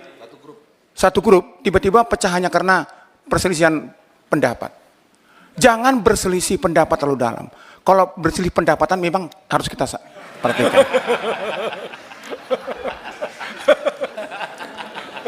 Jadi sekali lagi saya terima kasih. Memang sore ini makin sore makin enak Pak suasana. Karena memang kami jam 16.00 ada lagi rapat. Jadi saya pribadi dan dari meja pimpinan ucapkan terima kasih kepada orang-orang yang luar biasa ini. Terima kasih. Baik, terima kasih. Tepuk tangan lagi buat Pak Jenderal Sudirman. Ada tanggapan di akhir dari aksi visi dan asiri. Waktunya masing-masing 2 menit, 2 menit, 2 menit. Ya, statement aja, closing statement aja. Ya, kita tambah waktu 10 menit ya dari sekarang. Silakan aksi. Oke, tadi sebenarnya saya ingin menanggapi dari pertanyaan dari Bapak di belakang tadi. Pertanyaan pertama adalah promotor menghubungi siapa ketika akan menyelenggarakan konser. Yang pasti sesuai dengan Undang-Undang Hak Cipta nomor 28 tahun 2014, sesuai dengan pasal 87 itu harus menghubungi atau membayar kepada lembaga manajemen kolektif. Jadi kalau Bapak ingin menyelenggarakan acara, sebenarnya dari promotor harus menghubungi LMK-nya sendiri. Saat ini ya, untuk Undang-Undang Hak Cipta nomor 28 tahun 2014. Selalu dasar pemikiran royalti dibayar sebelum pertunjukan, itu tadi sebenarnya adalah karena saat ini para pencipta kita anggap ikut menanggung resiko juga dengan promotor atau penyelenggara. Kenapa? Karena dibayarkan setelah konser. Dan itu akan banyak sekali terjadi miss ketika konsernya rugi, ketika penontonnya tidak sesuai dengan target, tapi pelaku pertunjukan atau penyanyi atau semuanya, bahkan semua sound engineer, audio video, panggung, pertunjukan semua sudah dibayarkan. Bahkan yang ngaduk kopi pun dibayarkan, pencipta belum. Oleh karena itu kami ingin mengusulkan bahwa sesuai dengan SK 2016 yang sekarang ini kita rubah supaya izin atau lisensi dilakukan dulu sebelum pertunjukan supaya fair. Jadi pencipta mendapatkan haknya dan ketika konser sebelum mulai sudah selesaikan izinnya. Terus lalu selama ini pembayaran royalti setelah konser, apa kekurangan dari LMK ini nih Pak? Saya dan teman-teman ini salah satu contohnya, saya untuk konser saya dapat 125.000 untuk 1 tahun. Teman-teman yang lain juga begitu, kurang lebih antara 300.000, 100.000, bahkan Bembinur itu tidak ada sama sekali, 0. Hari bias juga tidak ada sama sekali. Jadi inilah ada memang kalau kita lihat memang ada sesuatu yang memang kita tidak pernah mendapatkan transparansi dari lembaga manajemen kolektif sampai sekarang ini. Demikian Pak. Ada tambahan mungkin dari Bembi sedikit? Ya, izin pimpinan. Jadi kita bicara tentang lisensi. Betul tadi seperti kata Bung Once, bahwa Indonesia telah menjadi anggota berbagai perjanjian internasional ya di bidang hak cipta. Nah sekarang kita lihat sama-sama apa sih yang dilakukan oleh internasional dalam tata kelola royalti pimpinan. Jadi referensi lisensi ya di luar negeri ya, itu license agreement harus dipenuhi sebelum penggunaan. Jadi LMK di luar negeri itu seperti VRS, ASCAP, bahkan di Malaysia negara tetangga kita ada MACP, itu mereka mengeluarkan license agreement sebelum penggunaan. Jadi kalau kita ada masuk ke websitenya PRS for Music misalnya, atau masuk ke websitenya ASCAP LMK di United States, atau masuk ke websitenya MACP LMK negara tetangga kita di Malaysia, semua itu berbicara mengenai pemberian lisensi sebelum penggunaan. Ini saya kasih contoh, saya buka prsformusic.com ya, halamannya di sini ada tulisan licenses. Do I need a music license? Terus di sini dibilang sama PRS-nya, if you use, play or perform music in your business or organization, the chances are you need a music licenses. Bahkan di websitenya ASCAP, LMK ASCAP, kita bisa mendownload draft agreement-nya Pak, draft license agreement-nya. Dan bahkan di Malaysia, saya baca di websitenya ya, di sini ada tulisan copyright infringement. Simply put, using someone's music without permission is a violation of the intellectual property rights, and it is called copyright infringement. This is similar to using someone's property without consent. Doing this with music may get you in trouble with the law. Ini di websitenya LMK MACP Malaysia, negara tetangga kita. Sehingga lisensi adalah sesuatu yang mutlak ya Pak. Lisensi itu izin. Bahkan istilah blanket license aja, itu kan blanket license adalah lisensi. Licenses kan, blanket licenses. Jadi blanket license adalah juga merupakan lisensi. Sehingga di sini memang kami mengkritisi kalimat tidak perlu meminta izin terlebih dahulu kepada pencipta. Jadi maksudnya, kenapa kami mengkritisi kalimat tersebut? Karena itu tidak sejalan dengan praktik di internasional. Praktik di internasional untuk penggunaan lagu itu kita harus meminta izin terlebih dahulu gitu. Harus minta izin terlebih dahulu. Bahkan izinnya tuh mudah sekali Pak. Tinggal buka website. Tadi websitenya PRS, websitenya ASCAP, websitenya MACP negara tetangga kita. Itu udah ada get licensed. Jadi kita bisa langsung mengurus license. Dan kemudian tambahan satu lagi mengenai opt out dan direct licensing. Nah, opt out itu menarik sebagian kuasa ya.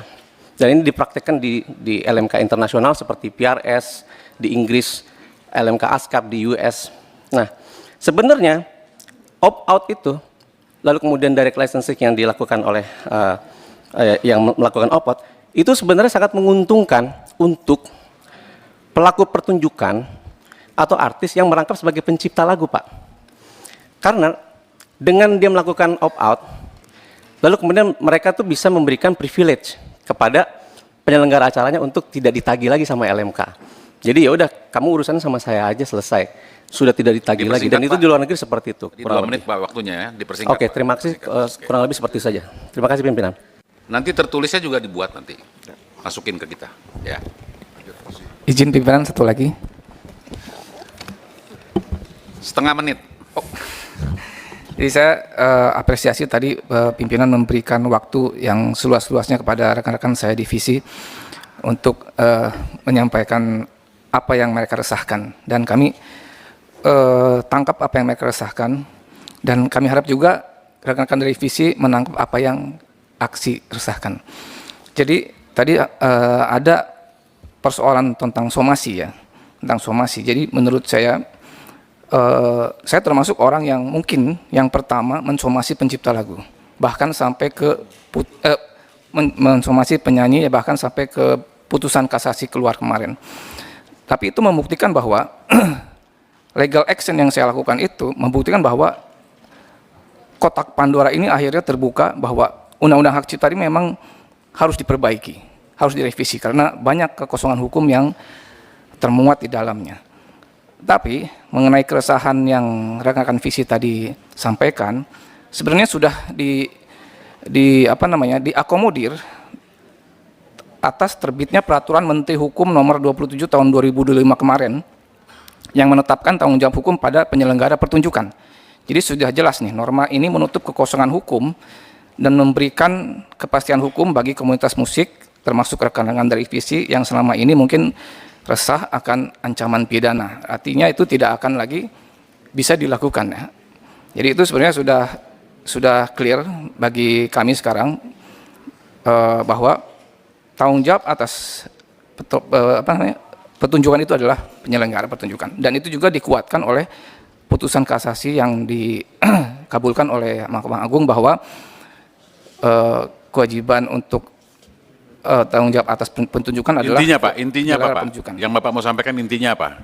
Intinya masalah tentang somasi itu mari kita bungkus saja, jadi tidak ada lagi persoalan antara perseteruan antara penyanyi dan pencipta itu. Mari kita menatap ke depan untuk memperbaiki apa yang menjadi kekosongan hukum itu supaya terisi dan menjadi ekosistem musik nasional yang lebih baik ke depannya dan memberi keadilan bagi semua stakeholder. Itu aja, terima kasih. Mantap, sudah itu baru benar. Tepuk tangan dulu itu. Jadi kitanya harus semuanya dengan bersatu berdamai, ya kan begitu. Nah, semakin cepat bersatunya, berdamainya, semakin cepat undang-undangnya gol. Kalau nggak bersatu, bercerai-berai terus, ini jadi konflik. Sehingga dalam pengisian materi muatan kita terganggu. Jadi no disturb, kita finish. Gitu. Tapi kalau disturb, ini makin kacau nanti. Ya, sukses, aksi bagus. Visi silakan. Terima kasih Bapak Pimpinan. Mungkin tadi Bapak meminta apa sih dari visi catatannya. Nanti insya Allah catatan paparan yang kami paparkan ini susulkan, insya Allah secara catatan. Terus juga terima kasih kepada aksi tadi diwakili oleh Ari bahwa udah ada statement dari aksi itu yang alhamdulillah akhirnya ada statement terbuka di Badan Legislasi dan alhamdulillah juga dari YouTube-nya nanti. Itu adalah pernyataan yang buat kami para penyanyi justru mungkin akhirnya tidak ada lagi somasi-somasi karena baru kemarin 2 minggu masih ada yang disomasi. Jadi terima kasih sekali buat aksi pernyataan yang tegas tadi dan kita menatap ke depan itu sangat bagus sekali. Terus juga ada tambahan Ariel tadi? Enggak? Oh iya. Ya mungkin sama karena waktunya terbatas sekarang, mudah-mudahan ada waktu lagi untuk kita membicarakan masalah teknis karena kita juga menjaga diri di posisi sebagai penyanyi, jadi mungkin teknisnya sendiri nanti mungkin kalau di waktu yang lebih panjang kita bisa menempatkan diri juga sebagai pencipta sekaligus penyanyi gitu. Mudah-mudahan ada waktu lagi. Terima kasih. Ya, terima kasih. Tepuk tangan dulu untuk visi. Udah mantap tadi bersatu, sebagai menstimulus segera menyegerakan. Tinggal kita dengar dari yang pegang master Asiri, silakan. Terima kasih pimpinan. Senang sekali lihat aksi sama visi bersama karena kalau ini nggak bersama kami tutup. Nggak ada artisnya, nggak ada penciptanya, kita tutup. Jadi sangat mengembirakan hari ini. Itu aja Pak. Terima kasih. Selamat sore. Baik, terima kasih sekalian. Ya, bagi saya, bagi kami di sini, semua apa yang menjadi fakta dan data, realitas, kita akan jadikan abstraksi, dan abstraksi itulah yang menjadi bahan kita untuk mencantumkan, mengaplikasikan dalam materi muatan. Nah, semoga semuanya ini lancar. Hari ini sudah pada tahap yang berkembang. Ya, teman-teman mesti tahu, kita bukan tahap awal lagi, ini harmonisasi. Tidak lagi dari awal. Nah, maka harmonisasi dalam peraturan ketentuan undang-undangnya juga teman-teman pencipta, teman-teman penyanyi harus harmoni juga, harus bersatu juga, biar kita sama-sama melihat titik temunya di mana, dan itu teori keseimbangan dari Pak Once, Pak Doli tadi sebenarnya adalah keadilan yang sesungguhnya. Itulah dia manfaat daripada hukum, dan itulah dia undang-undang. Demikian.